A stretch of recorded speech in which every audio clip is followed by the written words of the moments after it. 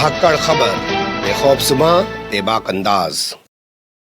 धाकड़ खबर में आपका स्वागत है। मैं आपके साथ हूं अकरम रईस खान। कोशिश करते हैं कभी ऐसे मुद्दों को उठाने की जो क्राइम से अलग हटके हों या राजनीति को लेकर जो भूचाल मचा हुआ है उसकी रोम में बहके ना हो। उससे अलग जो कुछ घट रहा है समाज के अंदर, देश के अंदर, दुनिया के अंदर, उस पर भी आपकी नजर डलवा सके, ये कोशिश धाकड़ खबर हमेशा करता है। इसलिए आज हम बात करने जा रहे हैं एक वेब सीरीज को लेकर। उस वेब सीरीज ने भारत ही नहीं पूरी दुनिया के अंदर भूचाल मचा रखा है। बुजुर्ग हो, बच्चे हो, महिलाएं हो, नौजवान हो, हर कोई उस वेब सीरीज का दीवाना है। अख्तरुल गाजी की मैं बात कर रहा हूं और हर कोई उसे अपनी जबान में पसंद कर रहा है। तो पहला सवाल यही पैदा होता है कि क्या है अख्तरुल गाजी, ये वेब सीरीज क्यों बनाई गई, इस वक्त इस वेब सीरीज की क्या जरूरत थी और इस वेब सीरीज के लोग इस कदर दीवाने क्यों हो रहे हैं कि मीडिया, जो सिर्फ हमारे यहाँ का मीडिया है, हमारे यहाँ तो इतनी काबिलियत नहीं है कि इस पर तबसरे लिखें, लेकिन इंटरनेशनल मीडिया जो है, न्यूयॉर्क टाइम्स ऐसे अखबारों में इस पर आर्टिकल छप रहे हैं।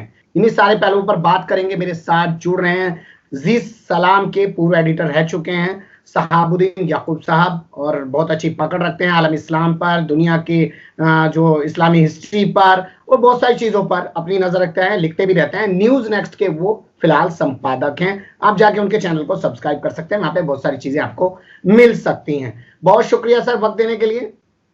आपका भी बहुत बहुत शुक्रिया। अख्तरुल गाजी, ये जो सीरियल चल रहा है फिलहाल, आपकी नजर से भी गुजरा होगा। जी जी बिल्कुल। जमाना वेब सीरीज का है। जी जी। तो ये इतना लोग इसके दीवाने जो हैं वो क्यों है? क्या इसका पिक्चराइजेशन ऐसा है? क्या इसका डायलॉग ऐसा है? क्या मतलब इसको जो फिल्माया गया है वो उसमें कोई कशिश है क्या चीज? जी जी। अकरम रईस खान साहब, आपका बहुत बहुत शुक्रिया जी। मैं थोड़ा सा यहाँ आपके व्यूवर्स से एक रिक्वेस्ट कर दूं कि आपने न्यूज नेक्स्ट का जिक्र किया, तो नेक्स्ट में जब भी आपके व्यूवर्स टाइप करें तो XX उसमें टाइप करें, न्यूज नेक्स्ट में, नेक्स्ट में XX, ताकि इसलिए कि सिंगल नेक्स्ट के साथ भी बहुत सारे चैनल हैं। जी। तो आपने बात की अर्तगल गाजी, इस सीरियल का जो नाम है वो अर्तगल गाजी है और इसे टर्की ने बनाया है जी। और इस वक्त ये दुनिया के बहुत सारी जबानों में इसकी डबिंग हो गई है और लोग जो इसको इस कदर पसंद कर रहे हैं, खासतौर से जो मुस्लिम दुनिया है, यानी जो 57 मुस्लिम कंट्रीज हैं, वहां तकरीबन ये लोगों के जहन पे छाया हुआ है। और इसके बारे में लोगों का कहना यह है कि इस सीरियल को बहुत सारे लोगों ने लोगों का ये कहना है कि हमने कोशिश की कि ना देखें, अपना वक्त क्यों जाया करें, लेकिन बच्चों के कहने पे जहां एक एपिसोड हमने देखा तो हम उसके शहर में इस तरह गिरफ्त हो गए कि मजबूरन हमें पूरा का पूरा देखना पड़ा। तो जैसा कि आपने कहा कि बिल्कुल इसकी एक तरह से पूरी दुनिया में धूम है और इसका बहुत चर्चा है। तो ये असल में अर्तगल गाजी जो सीरियल है, ये आपने सुना होगा ओटमन एम्पायर, जिसको खिलाफत उस्मानिया भी कहा जाता है, इंग्लिश में ओटमन एम्पायर कहा जाता है। तो ये असल में ओटमन एम्पायर कैसे वजूद में आया, इसकी पूरी एक कहानी है और इसमें जी, मतलब उसकी कहानी है, उस पे आएंगे, कहानी के पीछे बाद में जाएंगे। मैं समझना ही चाहता हूं कि क्या सिर्फ कहानी की वजह से खिंचाव है या उसमें जो पिक्चराइजेशन है, जो किरदार दिखाए गए हैं, जो एक अट्रैक्शन है? क्योंकि कुछ लोग गली मोहल्लों में बैठ के आज चाय की दुकानों पर जगह जगह चर्चा कर रहे हैं, हालांकि चाय की दुकानें उतनी नहीं खुल रही है लॉकडाउन की वजह से, ये तक कहने लगे हैं कि इस सीरियल को देख के बहुत सारे हिंदू जो हैं, बहुत सारे गैर मुस्लिम जो हैं, ईसाई जो हैं, वो मुसलमान होने लगे हैं। नहीं, ये तो आप नहीं कह सकते कि बहुत सिर्फ सीरियल देख के कोई मुसलमान हो जाएगा, लेकिन होता क्या है कि आजकल आप देखते हैं कि बहुत सारे ऐसे सीरीज बनती हैं जो हिस्टोरिकल होती हैं, या बहुत सारे एक चलन है, तो टर्की ने भी बनाया। लेकिन इसकी खास बात यह है कि इसको समझने के लिए आप ये समझिए कि इसके अंदर जो किरदार हैं वो इतने रियलिस्टिक अप्रोच के साथ उनको फिल्माया गया है और उसमें जो इस्लामिक वैल्यूज हैं, जिसमें आप जैसे इस्लामिक जो वैल्यूज हैं, जिसमें अच्छे अखलाक है, इंसाफ है, लोगों के साथ, मजलूमों के साथ हमदर्दी है, या आप चाहे आपका अपना ही कोई है, अगर वो नाहक है, अगर जालिम है, तो आप उसकी मदद करने के बजाय जो मजलूम है उसके साथ आप खड़े होते हैं। उसके अलावा इसमें एक बहुत कमाल का कैरेक्टर है इसमें, जिसमें आपको दिखाया गया कि एक बहुत बड़े सूफी और बहुत बड़े अपने वक्त के बहुत बड़े एक तरह से इस्लामिक स्कॉलर हैं, जिनका नाम है इब्ने अरबी।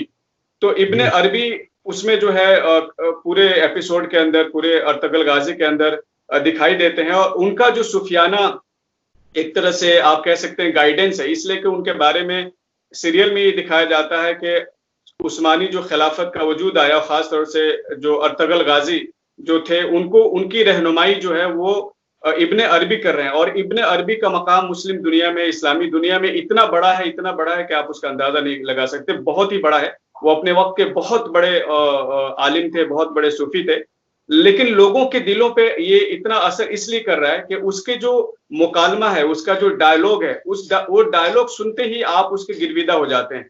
इसलिए कि उन डायलॉग के अंदर, ऐसे छोटे छोटे डायलॉग के अंदर बड़े बड़े जो इस्लामिक एक तरह से उसूल हैं, बहुत बड़े बड़े जो इस्लामिक टीचिंग्स हैं, उनको बहुत छोटे छोटे सेंटेंसेस में, छोटे छोटे डायलॉग में उसको समो दिया गया है।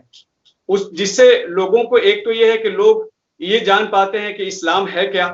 और इस्लाम जैसे आप देखते हैं कि आजकल क्या है कि इस्लाम आप किताबों में या तो पढ़ते हैं या किसी के जबान से सुनते हैं, और वहां पे लोग पहली बार इस्लाम को एक तरह से प्रैक्टिकल वे में देखते हैं कि माँ बाप का जैसे रिश्ता क्या होना चाहिए, एक शख्स जो अल्लाह पे भरोसा करता है वो किस तरह से कामयाब होता है, एक शख्स जो दुनियावी चीजों को सहारा बनाता है वो किस तरह नाकाम हो जाता है। तो ये जो इस्लाम की जो एक तरह से प्रैक्टिकल जो अप्रोच है, जो अमली ताबीर है, जिसके लिए इंसान सोचता है कि भाई मैं तो इस्लाम के बारे में बहुत कुछ जानता हूं, लेकिन कहीं दुनिया में दिखाई नहीं देता उस पे लोग उस पे अमल करते हुए। वजह है सर कि उसमें जो रिश्ते दिखाए गए हैं अज़दवाजी जिंदगी के, जो एक औरत का एक मर्द का जो रिश्ता भी दिखाया गया है, उसमें भी उन्होंने वहां पर आज के दौर की फुअड़ता को नहीं दिखाया गया। लोग उस फुअड़ता से दुखी हो गए हैं, और वहां पे जो खिंचाव दिखाया गया है दोनों के बीच का, वो भी लोगों को मुतासिर कर रहा है। देखिए, इंसान की जो फितरत है, उस फितरत में मोहब्बत, उसके अलावा पर्दा, उसके अलावा बड़ों के साथ अच्छा सलूक, छोटों के साथ मोहब्बत, मुआशरे में जो कमजोर है उसके साथ हमदर्दी, जो जालिम है उसके खिलाफ खड़ा होना, जो मजलूम है उसकी हर हाल में मदद करना, ये जो है ये इंसानी फितरत के बहुत करीब तरीन क्या बोलता है ये जज्बात हैं। तो जब भी हम इन जज्बात को किसी भी, अगर आप सीरियल के अंदर, चाहे वो किसी भी हिस्ट्री से रिलेटेड हो या ऐसे फिक्शंस हो, लेकिन जब ये कैरेक्टर्स इन ये जो जज्बात है इनको एक तरीके से मुजस्सम करके, अपने ऊपर तारीख करके जब वो सामने आते हैं तो लोगों को बहुत ज्यादा भाते हैं। हिंदुस्तान में भी अगर आप देखें तो बहुत सारे ऐसे फिल्में जो बनी हैं जो इंसानी जज्बात को लेकर बनाई गई हैं, जहां पे लगता है कि एक हमारा हीरो है जो जालिम के खिलाफ खड़ा है और मजलूमों की मदद कर रहा है, तो देखते ही देखते जो है वो सुपरस्टार बन जाता है और लोगों के दिलों पे छा जाता है। तो चूंकि मुस्लिम दुनिया में इस तरह के सीरियल्स बहुत कम बनते हैं, और खासतौर से मुस्लिम जो है वो अपनी हिस्ट्री से वाकिफ नहीं है, और ओटमन एम्पायर जो है एक बहुत बड़ा एम्पायर था जो दुनिया में आया, वो कैसे वजूद में आया, तो उसकी जब कहानी बताई गई है और उसमें जो ये बताया गया कि ये मुट्ठी भर लोग थे, ये चरवाहे थे, इनके पास कुछ नहीं था, लेकिन इन्होंने अपनी ईमान की कुव्वत से, अपनी उसूल पसंदी से, अपने इस्लामिक वैल्यूज को अपनी जिंदगी में नाफिज करके ये कामयाब हुए। तो इस वजह से वो लोगों को इतना अट्रैक्ट कर रहा है। एक सवाल यहाँ पे ये पैदा होता है, जैसे आपने जिक्र किया हिस्ट्री का और फिक्शन का, आपने देखा, आप कहाँ पाते हैं इस सीरियल को? आपका अपना तजजिया क्या कहता है कि ये क्या वाकई में हिस्ट्री पर पूरी तरह आधारित है या कुछ चीजें मसाले के तौर पे डाली गई हैं? नहीं, देखिए, इसमें आप ये तो नहीं कह सकते कि पूरा का पूरा हिस्ट्री है, इसलिए कि हिस्ट्री को भी फिल्माने के लिए आपको कुछ कैरेक्टर्स चाहिए होते हैं, कहानी को आगे बढ़ाने के लिए कुछ आपको किरदार, कुछ सीन्स आपको क्रिएट करने पड़ते हैं। लेकिन जो स्प्रिट है पूरे एक तरह से अर्तगल गाजी की इस सीरियल की, स्प्रिट पूरा हिस्ट्री पे बेस्ड है। उसमें जो भी चीजें बताई गई हैं, जो फैक्ट्स हैं, वो उनका बड़ा हद तक जो है वो हिस्ट्री में उनका सबूत मिलता है। लेकिन अब जैसे बहुत सारे ऐसे किरदार हैं जिनको जिस अंदाज से फिल्माया गया है, वो होता क्या है कि जब आप कोई भी चीज जब फिल्माते हैं, जब तक इमेज जो है, कैरेक्टर, वो लार्जर देन लाइफ आप उसे नहीं बनाएंगे, वो लोगों के जहन पे उसका असर नहीं होता है। तो ये फिल्म एक तरह से फिल्म साजी का एक उसूल है कि अगर आप किसी कैरेक्टर को क्रिएट करते हैं तो उसको आप लार्जर देन लाइफ उसे क्रिएट करते हैं, तब जाके उसका इम्पैक्ट लोगों पर होता है। अगर उसको आम आदमी की तरह, इसलिए कि वो कैरेक्टर भी एक आम इंसान होता है, अगर आप आम दुनियावी जिंदगी में देखें तो आप और हमारे तरह ही लगता है, लेकिन जब उसे फिल्म के पर्दे पे जब उसे लाया जाता है तो उसे एक लार्जर देन लाइफ उसको क्रिएट किया जाता है, तब जाके वो इम्पैक्ट पैदा होता है। तो इसी तरह आप कह सकते हैं कि बहुत सारे ऐसे जो मनाजिर हैं, बहुत सारे ऐसे सीन्स हैं, आप ये नहीं कह सकते कि हकीकत में वैसा ही हुआ होगा, लेकिन वो हकीकत के करीब तरीन है। यानी कि वैसा हुआ जरूर है, हो सकता है कि उस वक्त कम लेवल पे हुआ हो और फिल्म में उसको थोड़ा बहुत बढ़ा चढ़ा के दिखाया गया हो, लेकिन चूंकि ज्यादातर जो उसमें सीन्स हैं वो हकीकत के करीब हैं और हिस्ट्री में उसके सबूत मिलते हैं, इसलिए आप उसे कह सकते हैं कि एक तरह से हिस्ट्री पे और फैक्ट पे बेस्ड ये सीरियल है। भारतीय मीडिया में तो मैंने कुछ खास देखा नहीं, लेकिन कुछ खबरें ऐसी हैं कि न्यूयॉर्क टाइम्स और दुनिया भर का वेस्टर्न मीडिया जो है वो इस वेब सीरीज को लेकर काफी संजीदगी से लिख रहा है, बोल रहा है, इस पे बात कर रहा है। उसकी वजह यह है कि ये समझने के लिए कि जैसे आपने अपने उसमें इंट्रो में कहा कि जैसे न्यूयॉर्क टाइम्स है, बीबीसी है, वॉशिंगटन पोस्ट है, वेस्टर्न मीडिया जो है वो खासतौर से इस पे बहुत लिख रहे हैं। उसकी वजह यह है कि उसके अंदर जो एक तरह से जो क्रिश्चियंस हैं उनके और मुस्लिम के बीच फाइट काफी दिखाई गई है, और उसमें ये अर्तगल जो है वो हर फाइट में उन्हें शिकस्त दे देता है, उनको हरा देता है। और उस वक्त दिखाया गया है कि जो उस वक्त जो मुस्लिम सल्तनत थी, उस तो खासतौर से जो सल्जूकी सल्तनत थी वो बहुत कमजोर हो गई थी, और मुस्लिम जो खिलाफत अब्बासिया था वो भी एक तरह से जवाल का शिकार हो चुका था ऑलमोस्ट हेलाको खान की उसके बाद। लेकिन चूंकि ये उससे पहले थोड़ी सी हिस्ट्री है, लेकिन ये है कि चंगेज खान के जो हमले थे वो दुनिया में चारों तरफ हो रहे थे और मुस्लिम दुनिया उसका सबसे बड़ा शिकार हो रही थी। तो उस वक्त अर्तगल गाजी जो है ये एक बहुत ही एक तरह से आप कह सकते हैं कि लीडिंग पोजीशन में सामने आता है। और इसकी हिस्ट्री थोड़ा सा मैं आपको बता दूं कि असल में ये तुर्क एक कबीला था, और जिसमें कुछ 400 के आसपास खानदान थे, और उसमें उनके कुछ 2000 के आसपास जो है वो जंगजू एक तरह से नौजवान थे। जब ये चंगेज खान का जब ये हमला शुरू हुआ तो ये सेंट्रल एशिया से एक तरह से माइग्रेट करके ये तुर्की की तरफ चले गए, जहाँ पे अंताकिया और अनातोलिया के इलाके में जाके आबाद हो गए। और उनके उस वक्त के जो लीडर थे, यानी उस कबीले के, जिस कबीले का नाम है काई कबीला, तो ये काई कबीला था, उसके सरदार थे सरदार सुलेमान शाह। ये सुलेमान शाह जो है वो इस सीरियल के अंदर भी अर्तगल के वालिद हैं, वो दिखाई देते हैं। वो एक बहुत ही पावरफुल, बहुत ही मैग्नेटिक कैरेक्टर के और शख्सियत के मालिक थे। उनके अंदर इंसाफ पसंदी, उनके अंदर मजलूमों के साथ खड़ा होना, चाहे उनका अपना नुकसान हो रहा हो, लेकिन अगर मजलूम के हक के लिए उन्होंने खड़े हो गए हों तो कभी भी वो सरेंडर नहीं करते थे। उनके सामने चाहे जितना भी बड़ा कोई एक तरफ फौज हो या कोई भी हो, लेकिन वो हक पे अगर रहते थे तो वो उसका मुकाबला करने के लिए आगे बढ़ जाते थे। तो उनके अंदर इंसाफ पसंदी, उनके अंदर मोहब्बत, सबको साथ लेकर चलना, बहुत सारे ऐसे इस्लामिक वैल्यूज उन्होंने प्रैक्टिकल लाइफ में अपना रखी थी, और अपने बच्चों को भी उसी नहज पे उन्होंने तरबियत की थी। तो आपकी बातचीत से साफ हो जाता है कि वेस्टर्न मीडिया इसलिए लिख रहा है क्योंकि इसमें लड़ाई दिखाई गई है, जंग दिखाई गई है मुसलमानों और ईसाइयों के बीच में, पर भारत का कोई जिक्र नहीं है। अगर यहाँ भी जिक्र होता तो यहाँ का मीडिया भी कुछ लिख रहा था। लेकिन सवाल ये कि मीडिया क्या पॉजिटिव लिख रहा है कि नेगेटिव लिख रहा है? देखिए, जो वेस्टर्न मीडिया है वो तो नेगेटिव लिख रहा है, और उसकी असल वजह यह है कि वो ये कह रहे हैं कि जो इस वक्त तुर्की के जो प्रेसिडेंट हैं रजब तैयब अर्दगान, उनका कहना है कि आखिर रजब तैयब अर्दगान ने आने के बाद इस वेब सीरीज को क्यों बनवाया। और उसकी वजह यह है कि एक बहुत ही 2023 में एक बड़ा ही टर्निंग पॉइंट आने वाला है तुर्की में, और वो टर्निंग पॉइंट यह है कि तुर्की ने 1923 में यानी 1923 में एक उन्होंने ट्रीटी ऑफ लोजान किया था, जो 100 साल के बाद 2023 में खत्म हो जाएगा। तो उसके बाद वो बहुत सारे इलाकों को रिक्लेम करने की बात कर सकता है, खिलाफत को रिवाइव करने की बात कर सकता है।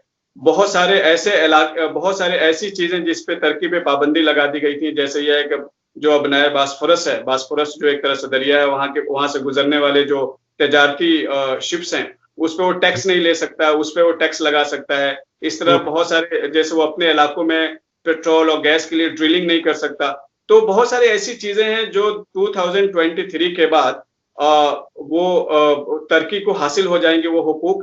तो एक तरह से लोग ये कह रहे हैं कि अर्दगान जो है वो इस सीरियल के जरिए ऑटोमन एम्पायर को कहीं ना कहीं रिवाइव करना चाहते हैं, और जो मुस्लिम दुनिया है बाकी उनके अंदर एक मैसेज देना चाहते हैं कि ऑटोमन जब तक दुनिया में रहे देखो कैसा एक मुनज़्ज़म रहे, और किस तरीके से उन्होंने एक अच्छे तरीके से जब हुकूमत की तो दुनिया में उनका एक बोलबाला था। इसलिए कि ऑटोमन जो है वो तकरीबन 600 साल तक उन्होंने खिलाफत को कायम रखा। और सबसे खूबसूरत बात उनकी ये थी कि जब तक उनका दौर रहा मुस्लिम दुनिया में कहीं से भी उनके खिलाफ कोई आवाज नहीं उठी, उनके खिलाफ कोई बगावत नहीं हुई, खुद उनके अंदर भी। बल्कि हिस्टोरियन लिखते हैं कि ये हिस्ट्री में एक बहुत बड़ा मोजज़ा से कम नहीं है कि कोई एक ही खानदान 600 साल तक हुकूमत करे और जिसके अंदर कम से कम 36 से 37 बड़े बड़े बादशाह जो हैं वो एक ही खानदान से हों।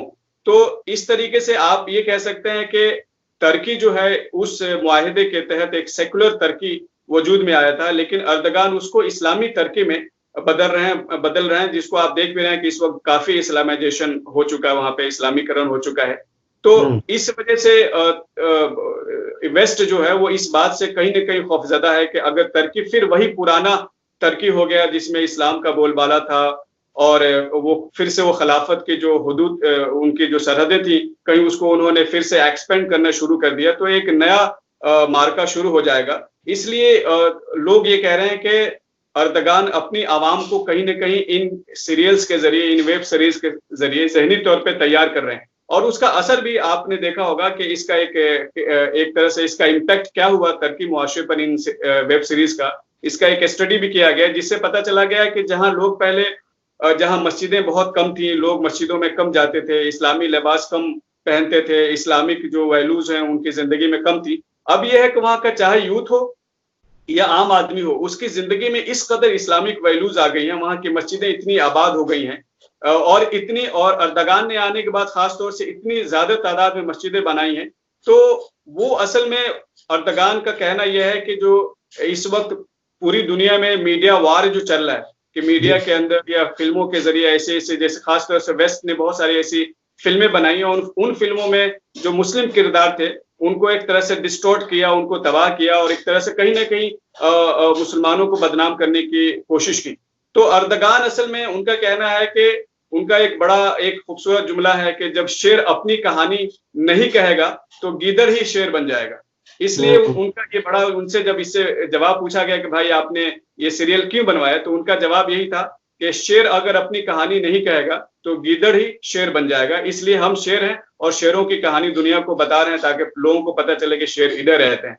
तो ये असल अफसोस, लेकिन अफसोस की बात यह है कि जो 600 साल तक की खिलाफत एक सल्तनत चली है पूरी दुनिया पर, लंबे अरसे तक, इतने लंबे अरसे तक कोई सल्तनत चलने का सबूत नहीं मिलते हैं, उसके बारे में अब आके पता चल रहा है। और वो मुसलमान वो चीजें देख के खुश हो रहे हैं, अरे हमारी तारीख ये है, हमारा इतिहास ये है, ये एक पहलू बनता है। लेकिन मैं आपसे आना चाहता हूँ, जो 1923 के बाद का टर्की था वहां पर तो अजान पे भी पाबंदी थी, स्कार्फ पहनने पे भी पाबंदी थी और जुमले जो पैगंबर हैं मुसलमानों के उनका नाम लेने तक पे पाबंदी थी। तो इस चीज को कैश करके क्या ये ना समझा जाए कि रजब तैयब अर्दोगान को लगता है कि मैं इनको पुराने माहौल में लाता हूं, इससे मैं लंबे टाइम तक यहाँ सियासत कर सकता हूं, बना रह सकता हूं सत्ता में। एक चीज ये, दूसरी चीज ये, क्यों ना कहा जाए कि ये थे तो वही, लेकिन कमाल अतातुर्क के बाद ये लोग सरकार के जुल्म के चलते अपने आप को मुसलमान प्रेजेंट नहीं कर पा रहे थे। बिल्कुल आपने सही कहा कि 1923 में जब ये ट्रीटी साइन हुआ है स्विट्जरलैंड के शहर लोजान में, तो उसके बाद जो तुर्की था वो तुर्की को एक सेकुलर तुर्की में बदल दिया गया और कमाल अतातुर्क ने आने के बाद खासतौर से जो वहां पे इस्लामिक जो वैल्यूज थी उस पर पाबंदी लगा दी। यहाँ तक कि उनकी जो जबान थी उसकी जो रस्मुल खत जिसको लिपि कहते हैं उसको भी उन्होंने चेंज कर दिया। इसी तरीके से वहां पे आजान पे पाबंदी लगा दी, बल्कि आजान को उन्होंने तुर्की जबान में एक तरह से ट्रांसलेट करके कर दिया। और बहुत सारी चीजों पे आप जो पब्लिक प्लेसेस है वहां पे आप इस्लाम की बात नहीं कर सकते थे। बहुत सारे पब्लिक प्लेसेस पे आप कोई भी इस्लामिक एक तरह से आप चीज नहीं कर सकते थे। यहाँ तक कि खुद अर्दगान को एक इस्लामी एक नज्म जो है एक पोएट्री पढ़ने की वजह से जेल हो गया था जब ये अभी शुरुआती दौर में थे। तो आप देख सकते हैं कि और वहां पे लोग मस्जिदों में कम जाते थे, बहुत सारी मस्जिदों में एक तरह से ताले पड़े हुए थे, अब चंद लोग जाते थे। लोगों के दिलों में वो जज्बा पहले से मौजूद था, लेकिन हुकूमत के खौफ और डर की वजह से लोग उसे बाहर आके प्रैक्टिस नहीं कर पाते थे। तो उनके दिल में आवाम जो थी वो तो मुसलमान ही थी, और उनके दिल में बहुत दिनों से ये जज्बा था कि कोई ऐसा एक शख्स आए जो हमें हमारी रिवायतों से जोड़ दे, हमारे मजहब हमारे दीन से जोड़ दे, और हमें वही आजादी हो जो मुस्लिम ममालिक में मुसलमानों को आजादी होती है, ताकि हम खुल के प्रैक्टिस कर सके। उस जज्बे को असल में तैयब अर्दगान ने कैश किया। वो जानते थे कि लोगों के दिलों में क्या चल रहा है, उसको बर वक्त उन्होंने महसूस किया, और उन्हीं लाइंस को लेकर, एक तरह से उन्हीं चीजों को लेकर वो आगे बढ़े और सियासत में आए, और सियासत में एक के बाद एक आप देखते चले जा रहे हैं कि वो किस हद तक, किस कामयाबी से आगे बढ़ते यहां तक पहुंच गए हैं। तो ये बिल्कुल सही है, लेकिन इस वक्त क्या है कि लोग ये सोच रहे हैं कि शायद अर्दगान का जो की मंजिल है वो सिर्फ तुर्की की सरहद नहीं है, बल्कि वो तुर्की को बियॉन्ड तुर्की लेके जाना चाहते हैं। और यही वजह है कि इस सीरियल के आने के बाद आपको मैं बताऊं कि खुद अरबों में तशवीश पैदा हो गई है, और अरब ममालिक ने खुद इस जो अर्तगल गाजी जो सीरियल है उस पर उन्होंने पाबंदी लगा रखी है। अब वहां के जो नौजवान है, हालांकि उसको ऑनलाइन यूट्यूब के जरिए और सोशल मीडिया के जरिए देख रहे हैं। लेकिन मैं यही समझना चाहता हूं सर कि क्या ये सिर्फ ब्रांडिंग है, अपने लोगों को एक चश्मा लगा देना है, जैसे भारत में भी तो हो रहा है, हिंदू राष्ट्र बना देंगे, मुसलमान यहाँ पे बोझ है, इस तरीके का एक माहौल क्रिएट करके। ये पूरी दुनिया में आजकल हो नहीं रहा है। जैसे अमेरिका को देखिए, वो कहते हैं हम ग्रेट अमेरिका बनाएंगे, जैसे इसराइल को देखिए, जैसे तमाम दुनिया में देखिए आजकल सब मुल्क यही कह रहे हैं। जैसे पाकिस्तान की बात कीजिए, वहां कहा गया कि नया पाकिस्तान बनाएंगे। तो आजकल के जो शासक हैं वो जानते हैं कि उन्हें किस चीज को बेचना है, जिसे अफीम की पुड़िया कहा जाता है, वो बेच के वो सत्ता में नहीं बने रहना चाहते। ये नहीं लगता आपको? नहीं, बिल्कुल इसमें किसी हद तक सच्चाई ये होता क्या है कि जो भी दुनिया की पावर्स हैं उनकी एक ही ख्वाहिश होती है कि वो दुनिया के सबसे बड़े पावर हो जाएं। इससे भी पहले जितनी भी एक आप कह सकते हैं कि एम्पायर्स रही हैं, उनकी तारीख ही यही है कि सालों साल जंगें चलती थी। खुद ऑटोमन एम्पायर की अगर आप देख लें तो जब तक वो रहे, आखिरी वक्त तक, शुरू से लेकर आखिरी वक्त तक वो हमेशा जंग की हालत में रहे, कहीं ना कहीं किसी न किसी इलाके में वो जंग करते रहे। तो ये तो जो भी मेरे ख्याल से ये जो पावर है, ये पावर इसी वजह से बहुत बुरी चीज होती है कि जब इंसान के पास पावर आ जाता है तो उसकी ख्वाहिश जो है वो बहुत बड़ी हो जाती है, वो फिर अपनी सरहदों से बाहर निकलना चाहता है। अब आप देखिए इस वक्त भी दुनिया में क्या हो रहा है। अमेरिका चाहे वो अमेरिका एक फिजिकल अमेरिका के अंदर बैठा हुआ हो, लेकिन वो चाहता है कि पूरी दुनिया पे उसका कंट्रोल रहे। अब वो चूंकि पुराना जमाना नहीं है कि आप फिजिकल जाके कहीं कब्जा कर लें, हालांकि आजकल वो भी चीजें शुरू हो गई हैं। तो कहीं ना कहीं तुर्की जो है वो ये सोचता है कि एक वक्त में जहां हम 3 कॉन्टिनेंट पे हुकूमत करते थे, अफ्रीका पे, यूरोप के बहुत सारे इलाकों पे, एशिया पे, और हमें जबरदस्ती जो है हमें कमजोर करके साजिशों के जरिए और हमें बहुत एक छोटे से इलाके में महदूद कर दिया गया। तो उनका कहना है कि 2023 के बाद ये उनका हक है कि वो फिर से अपने आप को एक्सपेंड कर सके। क्या वाकई में मुमकिन है कि 2023 के बाद तुर्की अपने उसे तुर्की साम्राज्य, जिसे हम हिंदी भाषा में पढ़ते हुए बड़े हुए हैं, समझते हुए बड़े हुए हैं, आ सकता है? मुमकिन है आज के दौर में?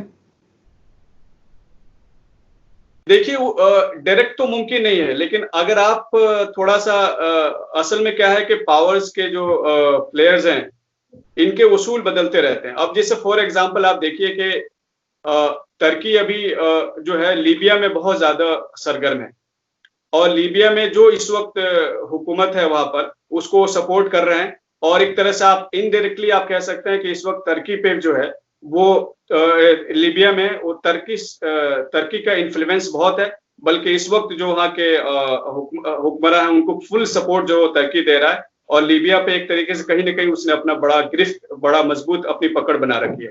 तो आप ये हो सकता है कल को इसलिए कि तुर्की जो है एक तुर्किश यूनियन का भी एक कॉन्सेप्ट बहुत पहले इन्होंने डेवलप किया था, और उसमें इन्होंने कहा था कि बहुत सारे जो मुस्लिम कंट्रीज हैं वो इसमें शामिल हो जाएं। इसी तरह बीच में आपने देखा होगा था कि एक मलेशिया कोलालमपुर समिट हुआ था मलेशिया के अंदर, उसमें भी ये हुआ था कि ओआईसी जो एक तरह से बहुत ज्यादा एक्टिव नहीं है, तो बाकी जो मुस्लिम कंट्रीज हैं वो मिलकर के एक अलग ब्लॉक बना लें और वो एक्टिवली जो है वो दुनिया में अपना रोल अदा करें। तो असल में क्या है कि इस वक्त मुस्लिम दुनिया में कहीं ना कहीं एक आरजू, एक उम्मीद, एक ख्वाहिश पाई जाती है कि दुनिया में मुस्लिम ब्लॉक भी बहुत मजबूत हो और बहुत एक तरह से इन्फ्लुएंशियल हो।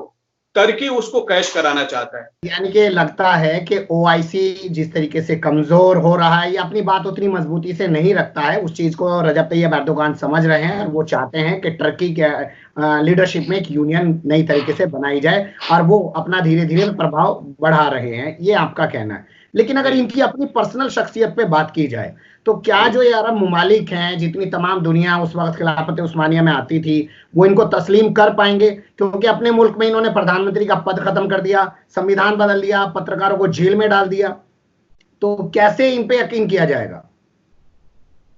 नहीं, देखिए, वो बात यह है कि वो उनके जो अपने एक तरह से सिद्धांत है वो उसको आगे लेके चल रहे हैं।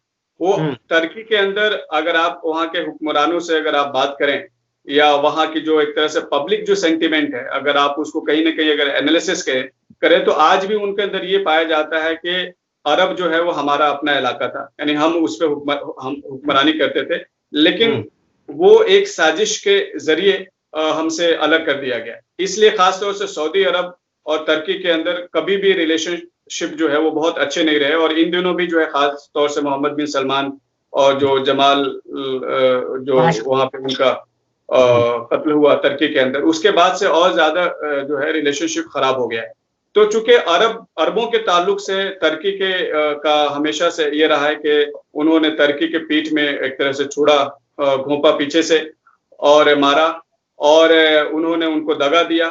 और अरब ये समझते हैं कि तुर्की आज भी किसी न किसी घात में बैठा हुआ है, वो चाहता है कि वो हमारे इलाकों पे कब्जा हो जाए या हमारे लोगों को हमारे खिलाफ वर्गलाकर उनको हमारे खिलाफ एक तरह से सड़कों पे लाकर और या तो अपने लोगों को बैठा दे और फिर उनके जरिए जो वो हुकूमत करे। इसी वजह से आप देखते हैं कि जो अरब ममालिक हैं उनका और तुर्की का रिलेशनशिप जो है वो कभी भी अच्छा नहीं रहा और इन दिनों तो बहुत ही खराब चल रहा है। जमाने के अर्तुगरुल गाजी बनना चाहते हैं, ये आप सीधे सीधा कहना चाहते हैं, और वो अर्तुगरुल गाजी के जरिए अपनी एक इमेज पेश करना चाह रहे हैं दुनिया के सामने।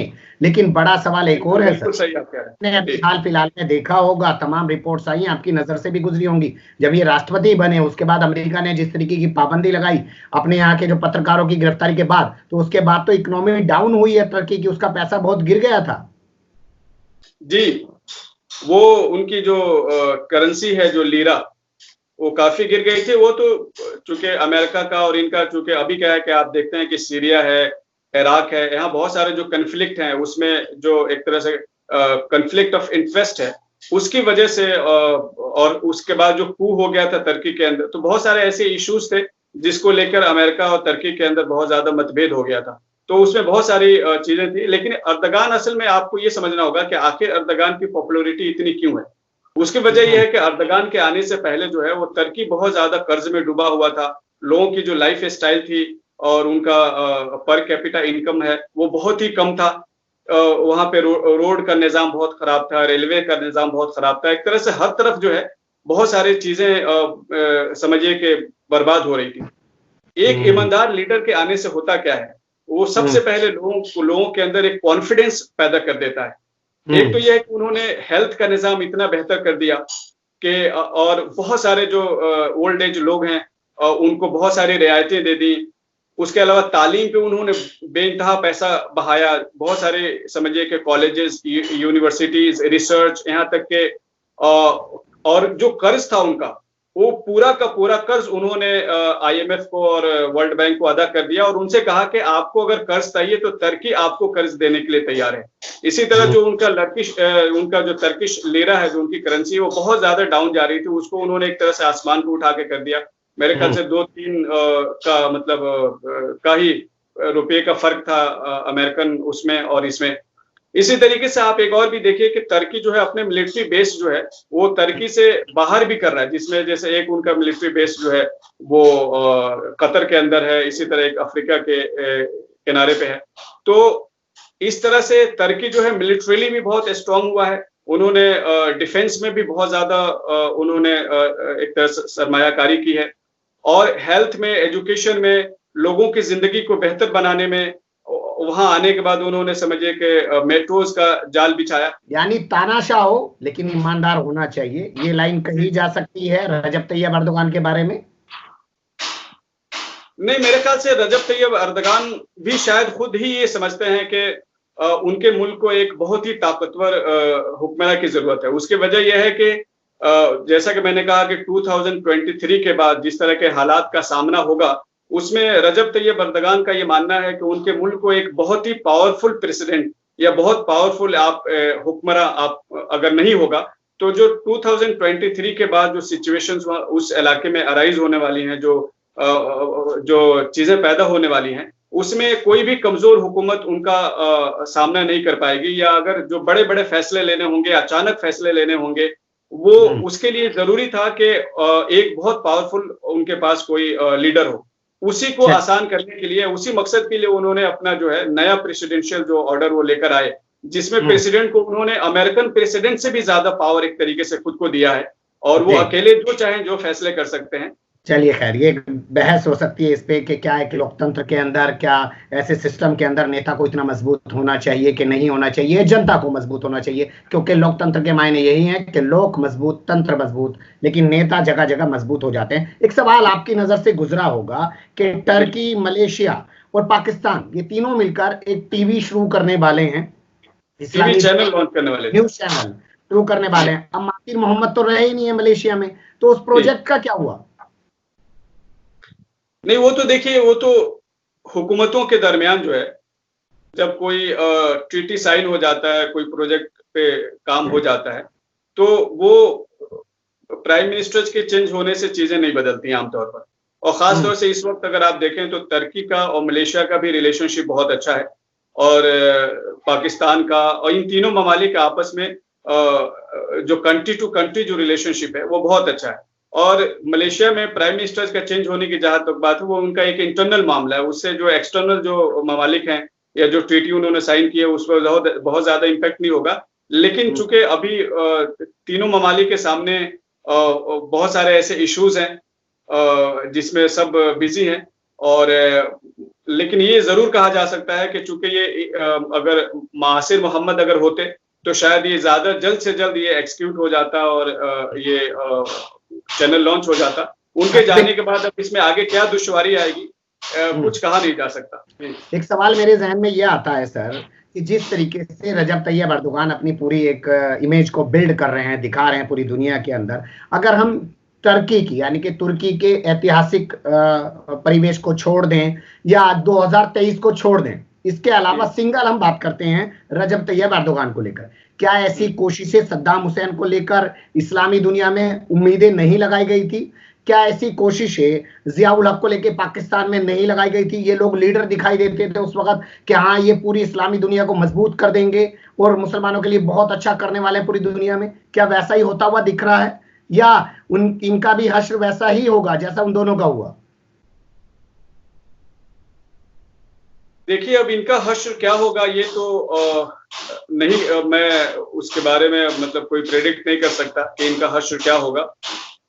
लेकिन यह है कि रजब तैयब अर्दगान को इस बात का एहसास है कि आने वाले वक्त में उनके लिए क्या चैलेंजेस हैं, इसलिए कि आने वाला वक्त जो है इसमें बहुत सारी जंगें हैं, और यूरोप को भी कहीं ना कहीं इस बात का अंदाजा है कि 2023 के बाद अगर टर्की को सारे हुकूक, वो सारे राइट्स जो ट्रीटी ऑफ लोजान के अंदर एक तरह से रोक दिए गए थे या उस पर मतलब कहीं ना कहीं उससे टर्की को रोक दिया गया था उन हुकूक से, अगर वो दोबारा सब हासिल होते हैं तो हो सकता है कि तैयब अर्दगान या टर्की इतना मजबूत टर्की बन के उभरे कि वो दूसरों के लिए मसाइल पैदा कर सकता है। इसका एहसास यूरोप के अंदर है, और खुद तैयब अर्दगान भी बार बार ये कह चुके हैं कि 2023 के बाद टर्की मर्दे बीमार नहीं रहेगा, यानी एक बीमार टर्की नहीं रहेगा बल्कि एक बहुत ही पावरफुल टर्की बनेगा। मेरा सवाल ये था सर कि सद्दाम हुसैन, जियाउल हक जो निजाम मुस्तफा की बात करते थे, क्या उनसे अगर तुलना करें तो रजब तैयब अर्दोगान को कहां पाते हैं आप? नहीं, आप ये देखिए ना कि चंद साल पहले जो अभी जो कू हुआ था, वो कू तो वही था ना जो सद्दाम को जिस तरीके से उनके सद्दाम को आपने क्या किया कि एक फोर्स, अमेरिकन फोर्स गई और उनको कैप्चर करके ले आई या फांसी दे दी, या बाकी जियाउल हक को जैसे हेलीकॉप्टर में शहीद करवा दिया गया। तो दुनिया की जो भी इस तरह के ताकतवर लीडर्स हैं, लीबिया में आप देखिए लीबिया का क्या हश्र हुआ, तो आप ये नहीं कह सकते कि कल तुर्की के साथ भी तो एक अटेम्प्ट तो हो ही चुका है उनको पावर से बेदखल करने का। वो तो उनको इंटेलिजेंस की बर वक्त मालूमात हुई और उसकी वजह से चूंकि आवाम के दिलों में उन्होंने उनके लिए बहुत जगह थी। एक फर्क यह है कि जैसे इराक के अंदर और टर्की के अंदर एक फर्क यह है कि इराक में एक बहुत बड़ी आबादी ऐसी थी कि जिनको जोर और जबरदस्ती से एक तरह से ताकत के इस्तेमाल से सद्दाम हुसैन ने अपने साथ मिला के रखा था, और वो भी एक वक्ती मसलहत के साथ सद्दाम हुसैन के साथ खड़े थे। लेकिन टर्की के अंदर जो है वैसी बात नहीं है। टर्की की जो आवाम है वो पूरी की पूरी एक तरह से मोहब्बत के जज्बे के साथ, बड़ी जो आबादी है वो मोहब्बत के जज्बे के साथ वहां पर मतलब अर्दगान के साथ है। दूसरी बात है कि सद्दाम हुसैन के साथ क्या था इराक के अंदर, वहां डेमोक्रेसी नहीं थी और सद्दाम खुद एक तरह से डिक्टेटर थे। लेकिन टर्की में यह है कि उन्होंने चाहे जाहिरी तौर पर ही सही एक डेमोक्रेसी को उन्होंने बाकी रखा है। वो हर साल हर 5 साल के बाद या जो भी उनका टर्म आता है उसके बाद वो इलेक्शन करवाते हैं। इलेक्शन में जो रिजल्ट आता है वो उसे एक्सेप्ट करते हैं। तो इस डेमोक्रेसी की वजह से जो है उनको उन लोगों की जो लोग हैं आमतौर पर जो उनके खिलाफ या उनसे जो शिकायत रखते हैं उनको 5 साल के बाद अपना गुस्सा निकालने का मौका मिल जाता है और आवाम का जो भी फैसला आता है फिर सब मिलके एक्सेप्ट कर लेते हैं। तो ये एक एडवांटेज है टर्की के साथ, और इस वजह से टर्की जो है वो यूरोप के सामने खड़ा होकर कह सकता है कि भाई आप भी अगर डेमोक्रेसी हो तो मैं भी डेमोक्रेसी हूँ। उनके पास एक तजर्बा है पूरी मुस्लिम दुनिया पे रूल करने का, सबको साथ लेकर चलने का। दूसरी बात है उनके पास जो 600 साल की जो हिस्ट्री है उसमें जो उन्होंने मुस्लिम दुनिया की जो खिदमत की है, खासतौर से मक्का और मदीना की जिस तरह उन्होंने खिदमत की है, उसे आज भी लोगों के दिलों में उनके लिए ऑटमन जो एम्पायर्स थे, जो बादशाह थे, उनके लिए लोगों के दिलों में आज भी बहुत मोहब्बतें हैं, ये इसमें कोई शक नहीं है। तो और दूसरी बात है कि तुर्की जो है ये डिप्लोमेसी में बहुत ज्यादा मजबूत है और इनके बारे में कहा जाता है कि वक्त के नब्ज पे इनका हाथ हमेशा जो है रहता है। इसलिए आप देखिए कि इस वक्त भी एक यूरोपियन एक एनालिस्ट है जिसने लिखा था कि इस वक्त दुनिया का पावरफुल लोगों में तैयब अर्दगान है कि जो एक साथ दुनिया के मोस्ट पावरफुल कंट्रीज को डील कर रहा है। यानी एक तरफ वो रशिया को भी डील कर रहा है, एक तरफ अमेरिका को भी डील कर रहा है, एक तरफ इसराइल के साथ भी उसने अपना डिप्लोमेटिक चैनल खोल रखा है और उनके साथ भी रिलेशनशिप बना के रखता है, यूरोप से भी बातें कर रहा है, और अफ्रीका में भी अपना एक्सपेंशन, अफ्रीका में उन्होंने अपना इन्फ्लुएंस बहुत ज्यादा बढ़ाना शुरू कर दिया है। तो आप ये कह सकते हैं कि सद्दाम हुसैन में और अर्दगान में, सद्दाम हुसैन जो है एक अचानक जंप मार करके वो पावर में आए थे, लोगों ने उन्हें एक्सेप्ट नहीं किया था, जबकि अर्दगान जो है उन्होंने बिल्कुल जीरो से स्टार्ट करके और वक्त के साथ एक एक कदम आगे बढ़कर अपने आप को प्रूव करके, अपने आप को साबित करके लोगों के दिलों में अपने लगी जगह बनाकर तब उस मकाम पे आए और हर बार जो है वो इलेक्शन कामयाब होकर फिर वो लोगों के सामने आते हैं और उस हक के साथ जो लोगों ने उनको दिया है उससे वो उन पर रूल करते हैं। तो आप ऐसे तो आप दुनिया में कोई भी हुकूमत दावा नहीं कर सकते कि हमारे खिलाफ साजिश नहीं हो सकती और हमें बेदखल नहीं किया जा सकता, लेकिन कामयाब जो कौमें होती हैं वो उसका दफा करना जानती हैं। जी, चलिए, बहुत शुक्रिया, आपने बहुत बारीकी से बहुत सारी चीजों के जवाब दिए, लेकिन एक चीज रह गई, हम लोग हिस्ट्री पे बात नहीं कर पाए हैं क्योंकि उस पर बात करने के लिए मुझे लगता है एक अलग से बातचीत करनी पड़ेगी। क्यों सर? जरूर, क्योंकि बड़ा मामला है। हाजिर हूं मैं। हाँ, चलिए फिर किसी और रोज आपसे बात करेंगे। आप लोग भी इंतजार रहिए कि हिस्ट्री असल में है क्या और सीरियल में दिखाया गया है क्या, उसमें फर्क है। लेकिन ये एक मसला था कि एक सीरियल को लेकर पूरी दुनिया में चर्चा है, उसको कुछ चीज़ों को आपके सामने, उसके राजनीतिक पहलुओं को, सामाजिक पहलुओं को, उसके ऐतिहासिक पहलुओं को समेट के आपके सामने रखने की या मीडिया के पहलुओं को आपके सामने रखने की ये कोशिश की। कैसी लगी आपको? जो भी अच्छी बुरी लगी हो, मैं हमेशा कहता हूँ पत्रकारिता हड़बड़ी का साहित्य होता है, तमाम चीज़ों को नहीं समेट सकते हैं। तो कमेंट्स के रूप में आप लोग अपनी राय दे सकते हैं, खबर को लाइक कर सकते हैं, चैनल को सब्सक्राइब कर सकते हैं, ज़्यादा से ज़्यादा हमारी खबरों को शेयर कर सकते हैं। फिर ऐसे ही किसी सुलगते हुए उलझते मुद्दे लेकर हम आपके सामने होंगे हाजिर। फिलहाल अभी हमें दें इजाज़त।